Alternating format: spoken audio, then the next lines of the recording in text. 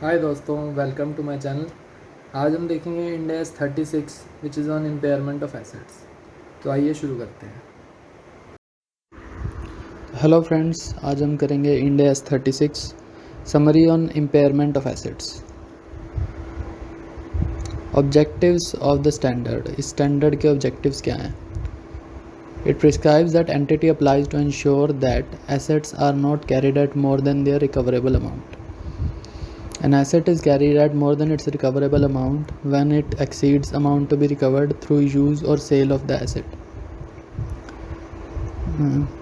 If that is the case, then asset is described as impaired and the standard requires the entity to record an impairment loss. The standard also specifies when the impairment loss should be reversed.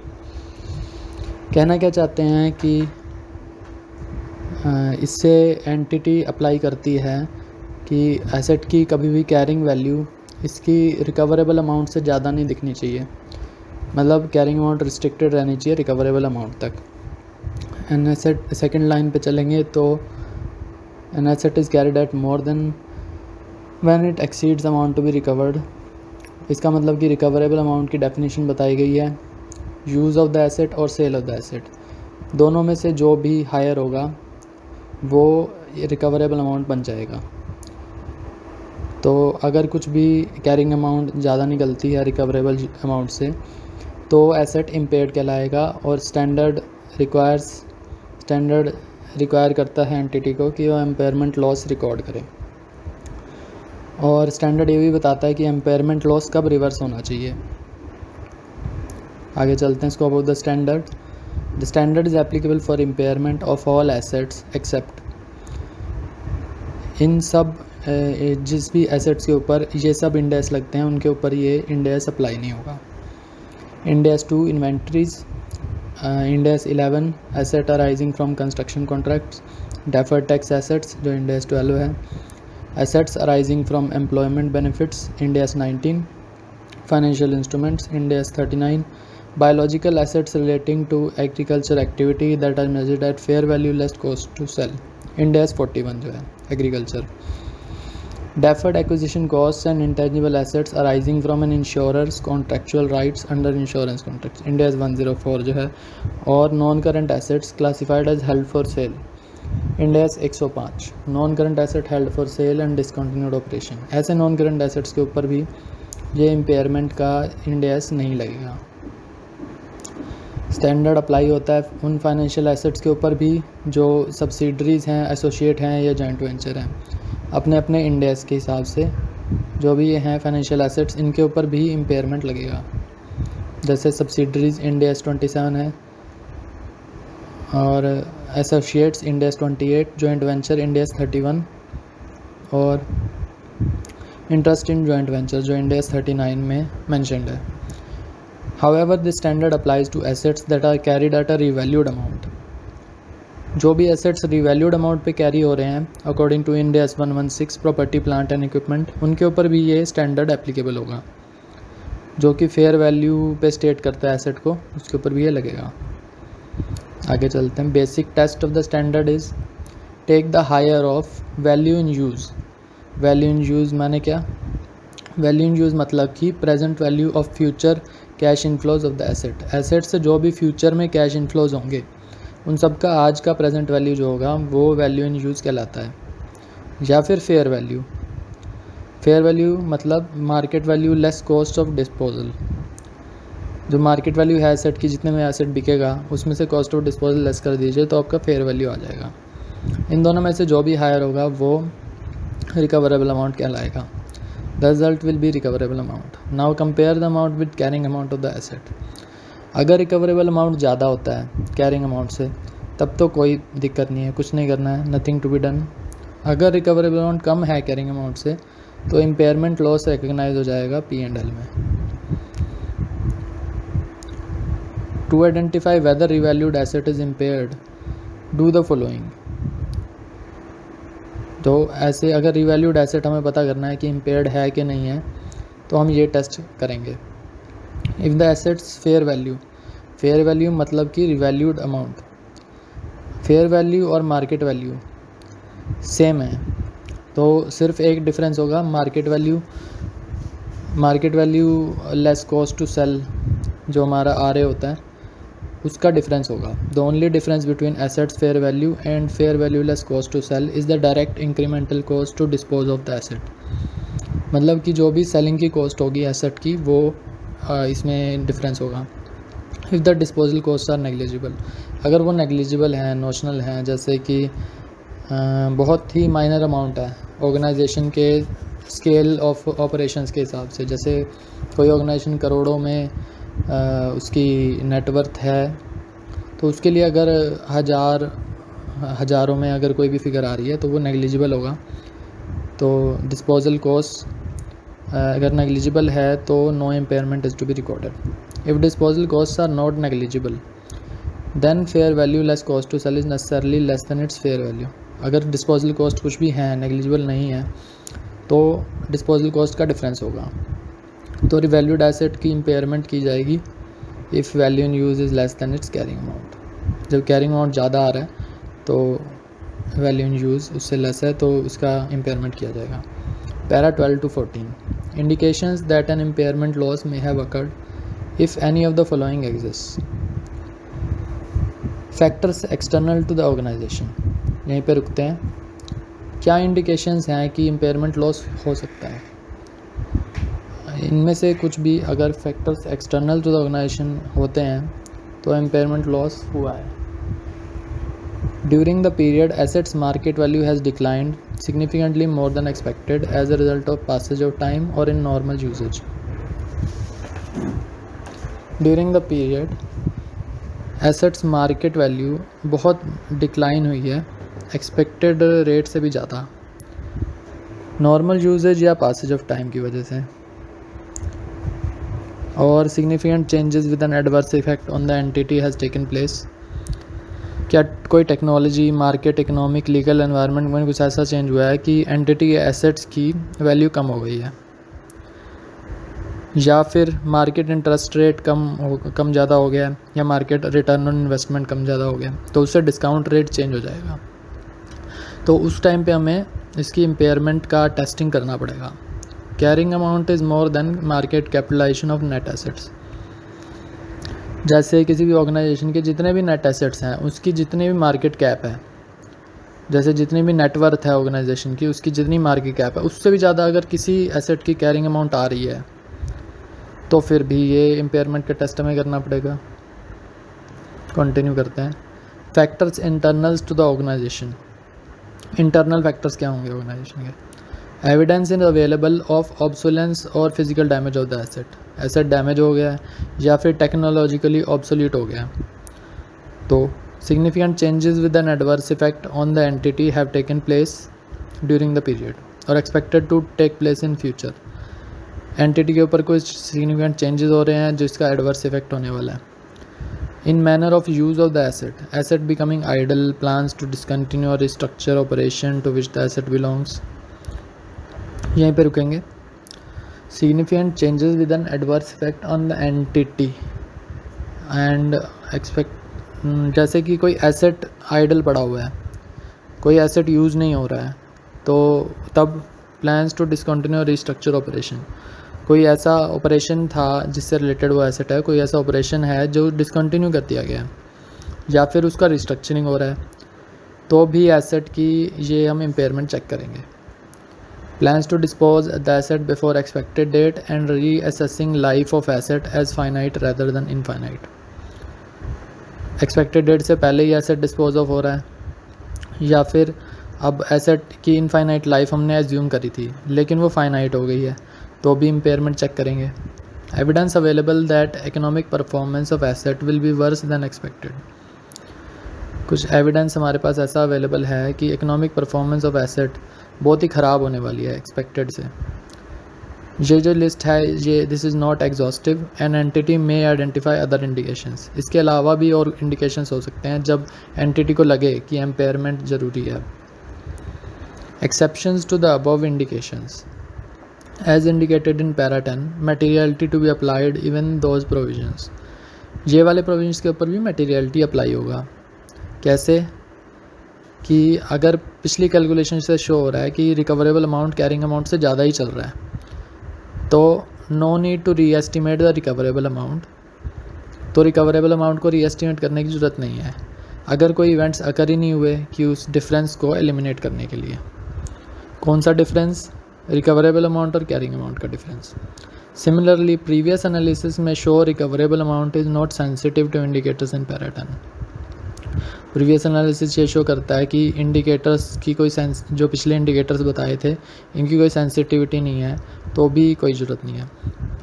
How to measure recoverable amount? Higher of value in use और fair value less cost to sell, ये हम पहले भी discuss कर चुके हैं। Making things easy, it is not always necessary to determine both of the value in use and fair value less cost to sell. अगर इन दोनों में से कोई भी कैरिंग अमाउंट से हायर है तो फिर दोनों को कैलकुलेट करने की ज़रूरत ही नहीं पड़ेगी, क्योंकि इन दोनों में से तो हायर वैल्यू ही लेंगे हम रिकवरेबल अमाउंट में, और अगर वो ही कैरिंग अमाउंट को एक्सीड कर रहा है तो हमें दोनों को निकालने की ज़रूरत नहीं है। If no fair value available because of no active market और no basis for making a reliable estimate in an arm length transaction, अगर एसेट की कोई एक्टिव मार्केट ही नहीं है या फिर आर्म लेंथ ट्रांजेक्शन को हम रिलायबली एस्टिमेट नहीं कर सकते, तो फिर क्या करेंगे? Then value in use to be taken as recoverable amount, जो वैल्यू इन यूज़ आएगी, वैल्यू इन यूज़ मतलब कि जो फ्यूचर बेनिफिट्स होने वाले हैं उसकी प्रेजेंट वैल्यू, उसको रिकवरेबल अमाउंट ले लिया जाएगा। अगर कोई एसेट डिस्पोजल के लिए रखा गया है तो might be a case that of no reason to believe that cash flow to be generated in future exceeds fair value less cost to sell. इसका मतलब कि कोई डिस्पोजल के लिए एसेट रखा हुआ है तो उसका कैश फ्लो जो फ्यूचर का है वो तो हमें पता है कि ज़्यादा होने वाला नहीं है, तो उसको एस्टिमेट करने की ज़रूरत ही नहीं है, फिर उसका कोई रीज़न ही नहीं है, तो फिर fair value less cost to sell वो ले लिया जाएगा। Previous calculation to be used for intangible asset with indefinite useful life has mentioned in para 10 if all these conditions are met. Intangible asset जिसकी indefinite useful life है उसके लिए previous calculation ही चलती रहेगी अगर ये कंडीशंस मीट होती हैं तो। Intangible asset does not generate cash flows independent from CGU के साथ साथ ही कैश फ्लो जनरेट होते हैं, अलग से कोई कैश फ्लो जनरेट नहीं कर रहा। And CGU asset liabilities have not change significantly. Most recent recoverable amount is more then carrying amount by a substantial margin. Most recent recoverable amount, जो अभी रिसेंट रिकवरेबल अमाउंट था उसका वो बहुत ज़्यादा है कैरिंग अमाउंट से, बहुत सब्सटेंशियल मार्जिन है, तो फिर हमें फिर से कैलकुलेट करने की ज़रूरत नहीं है। Based on analysis of events and circumstances the likelihood that RA would be less than CA is remote. Event circumstances के हिसाब से हमें लग रहा है कि ये लाइकलीहुड बहुत कम है कि RA कम होगा CA से, मतलब कैरिंग अमाउंट ज़्यादा हो जाएगा RA से, ऐसा कोई चांस नहीं है। पैरा 10 ऑफ इंड AS 36 क्या कहता है? Irrespective of any indication that an impairment loss may have occurred,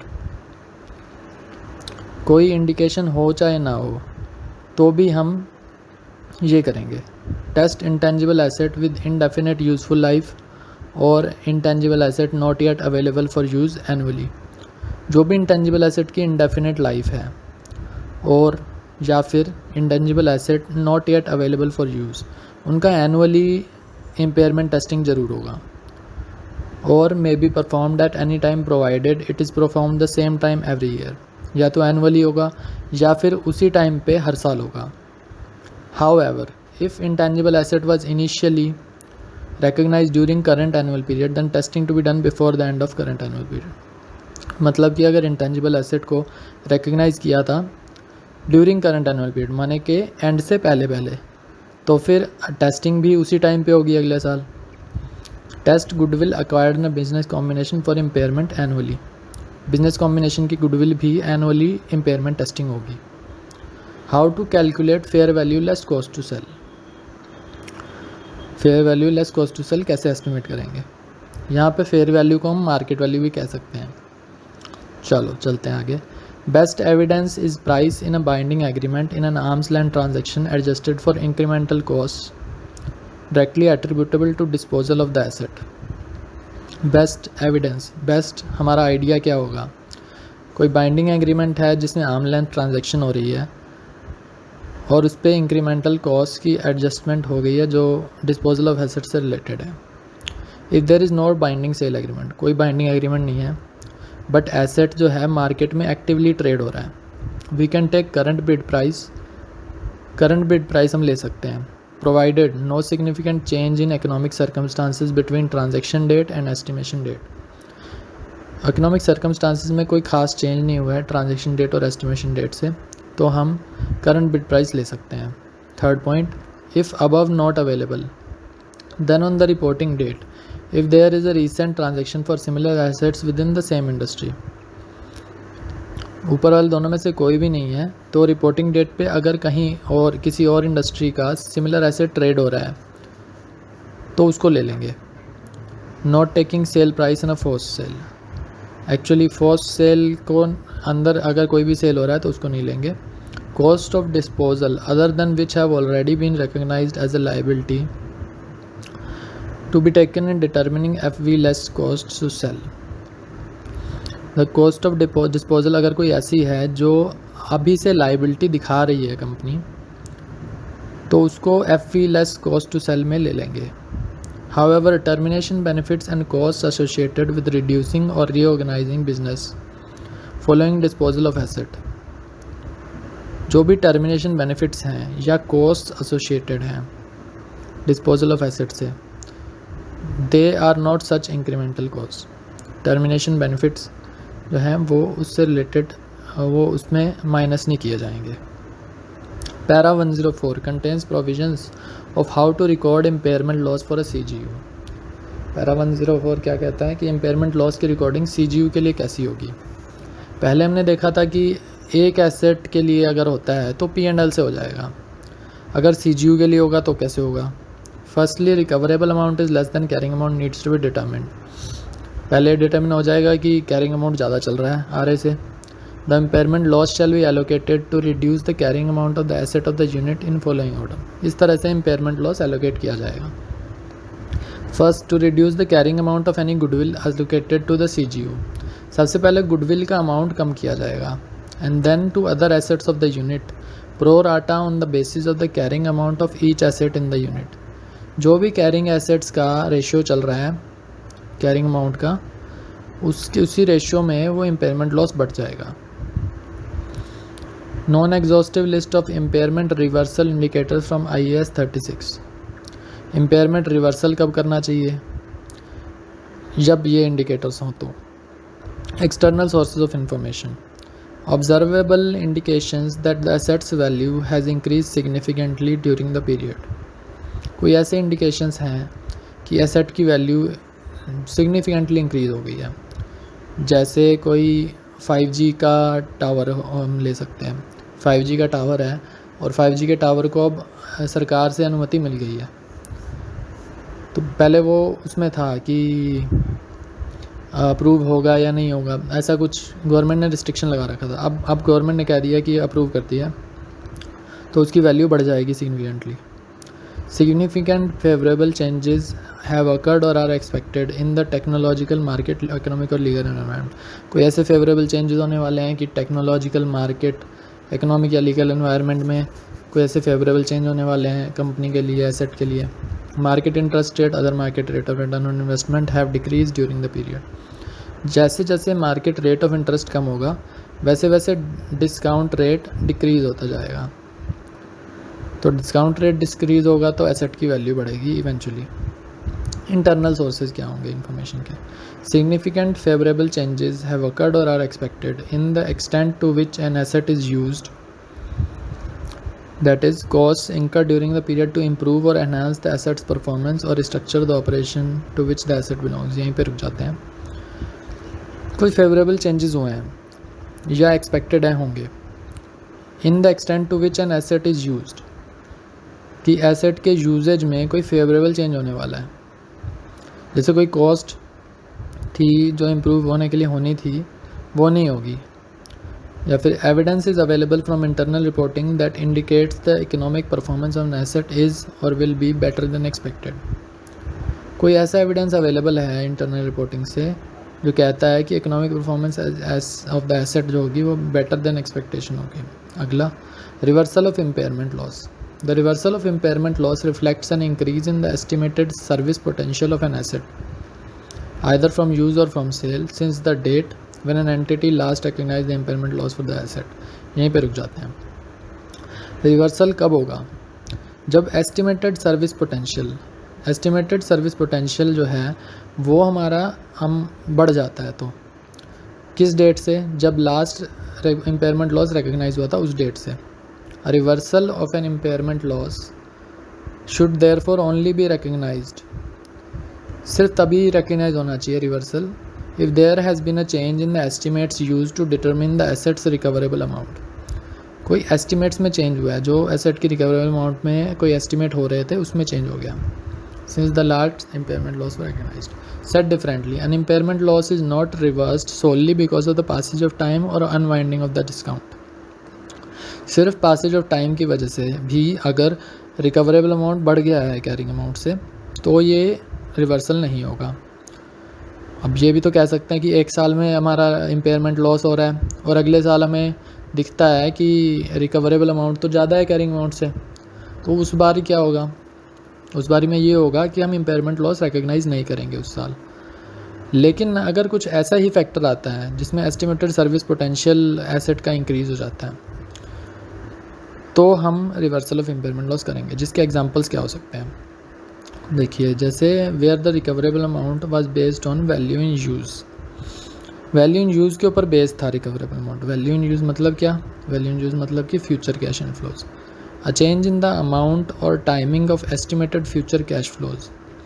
कोई ऐसा कैश फ्लो था, इनफ्लो था 1 करोड़ का, जैसे वो 4 साल बाद होना था, अब 1 साल बाद हो रहा है, तो उसकी डिस्काउंटिंग कम हो जाएगी और उसका वैल्यू बढ़ जाएगी, तो एसेट की भी वैल्यू बढ़ जाएगी। या फिर अ change in the discount rate में ही चेंज हो गया और बहुत ड्रास्टिक चेंज हुआ 3 से 4% का, तो भी ऐसा होगा। Where the recoverable amount was based on fair value less cost of disposal and there has been a change in the previously estimated components of that amount reflected in the financial statements.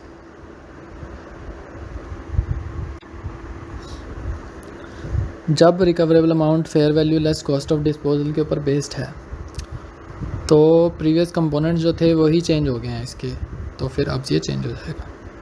Reversal of impairment loss का treatment क्या होगा? The increased carrying amount of an asset other than goodwill attributed to the reversal of an impairment loss shall not exceed the carrying amount that would have been determined net of amortization or depreciation had no impairment loss been recognized। सीधे सीधे शब्दों में कहें कि अगर reversal हो रहा है तो रिवर्सल कितनी वैल्यू तक जा सकता है? रिवर्सल सिर्फ उतनी वैल्यू तक जाएगा कि अगर इम्पेयरमेंट लॉस रिकग्नाइज ना हुआ होता तो कितनी कैरिंग अमाउंट होती, सिर्फ उतनी कैरिंग अमाउंट तक ही रिवर्सल होकर एसेट की वैल्यू पहुंचेगी उन साल में। Para 119 says that a reversal of an impairment loss for an asset other than goodwill shall be recognized immediately in P&L। जो रिवर्सल है वो P&L में ही जाएगी unless the asset is carried at revalued amount in accordance with another Indian standard India 16 revaluation of asset। unless वो revalued asset amount है। Any reversal of an impairment loss of a revalued asset shall be treated as a revaluation increase in accordance with that other Ind AS। तो अगर कोई revaluation वाला reversal हुआ है तो वो रिवैल्यूएशन इंक्रीज माना जाएगा उस इंडेक्स में। Reversal of impairment loss on revalued asset is recognised in other comprehensive income and increases the revaluation surplus for that asset. However, to the extent that an impairment loss on the same revalued asset was previously recognised in P&L। अगर कोई impairment loss P&L से recognise किया था revalued asset का तो reversal P&L में जाएगा। अगर कोई रिवैल्यूएशन इंक्रीज़ हुआ था OCI के थ्रू तो फिर इम्पेयरमेंट लॉस का रिवर्सल भी OCI के थ्रू जाएगा, ये कहना चाहते हैं। Reversing an impairment loss for CGU। A reversal of an impairment loss for CGU shall be allocated to the assets of the unit except for goodwill pro rata with the carrying amounts of those assets। These increases in carrying amount shall be treated as reversal of impairment losses for individual asset and recognized in accordance with para 119। In allocating a reversal of an impairment loss for a CGU, allocation कैसे होगी? In accordance with para 1122 the carrying amount of an asset shall not be increased above the lower of. भाई CGU में impairment loss का reversal कैसे होगा? जो भी recoverable carrying amount of an asset shall not be increased above the lower of, इन दोनों में से जो भी लोअर होता है वो इंडिविजुअल एसेट की वैल्यू उससे ऊपर नहीं जाएगी। जो इंडिविजुअल एसेट का रिकवरेबल अमाउंट था या फिर जो कैरिंग अमाउंट था, हैड नो इम्पेयरमेंट लॉस भी रिकग्नाइज्ड, वही वाला जो कैरिंग अमाउंट हमारा पहले हमने डिस्कस किया था, वो वाला कैरिंग अमाउंट जो तब होता जब इम्पेयरमेंट लॉस रिकग्नाइज नहीं होता। तो the amount of reversal of impairment loss that would otherwise have been allocated to the asset shall be allocated pro rata to other assets of the unit except for goodwill. Definitions. Carrying amount, the amount at which asset is recognized after deducting any accumulated depreciation, accumulated impairment loss। Carrying amount क्या होती है? जो हमारी books में आ रही है, जो एक तो cost of asset minus accumulated depreciation and minus accumulated impairment loss. CGU क्या होता है? CGU is the smallest identifiable group of assets capable of generating cash flows independently from other group of assets। Corporate assets, these are assets other than goodwill that contribute to future cash flows of both the CGU under review and other CGUs। Corporate assets ऐसे assets होते हैं जो, जैसे कि किसी head office की building है, तो हेड ऑफिस की बिल्डिंग CGU सारे CGUs को कंट्रीब्यूट कर रही है चलने में। Cost of disposal, these are incremental cost directly attributable to disposal of asset और CGU excluding finance cost and income tax expense. Cost of disposal क्या होगी? Incremental cost directly attributable to disposal of asset excluding finance cost and income tax expense. Disposal cost के अंदर कभी भी finance cost और income tax expense नहीं होता है। एक्टिव मार्केट क्या होगा? It is a market in which all of the following conditions exist. Items traded with in market having similar characteristics. Item जो ट्रेड हो रही है मार्केट के अंदर तो उसकी कैरेक्टरिस्टिक्स सेम है। Willing buyers and sellers can be found normally at any time। Prices are available to the public, prices public को अवेलेबल हैं और बायर सेलर बड़ी आराम से मिल जाते हैं। और तीसरा, जो आइटम्स ट्रेडेड हैं वो सिमिलर कैरेक्टरिस्टिक्स की हैं। डेप्रिशिएबल अमाउंट क्या होता है? Is the cost of the asset और the amount substituted for cost in financial statement less residual value. जो कॉस्ट माइनस रेजिडुअल वैल्यू है या फिर जो अमाउंट सब्सटीट्यूट हुआ है कॉस्ट से, जैसे कोई रिवैल्यूएशन का अमाउंट है तो लेस कर देंगे रेजिडुअल वैल्यू तो डेप्रिशिएबल अमाउंट आ जाएगा। डेप्रिसिएशन क्या है? Is the systematic allocation of the depreciable amount of asset over it's useful life. Depreciation तो आपको पता ही होगा। Impairment loss is the amount by which the carrying amount of an asset और a CGU exceeds its recoverable amount. जितना भी carrying amount ज़्यादा है recoverable amount से वो इम्पेयरमेंट लॉस कहलाएगा। Recoverable amount is the higher of fair value less cost to sell और its value in use. दोनों में से जो हायर होगा वो रिकवरेबल अमाउंट होगा। Value in use is the present value of future cash flows expected to be derived from an asset और a CGU। जितना भी फ्यूचर में कैश इनफ्लो होना है एसेट की वजह से उसकी प्रेजेंट वैल्यू इन यूज होगी। प्रीवियस ईयर के क्वेश्चन पे चलते हैं।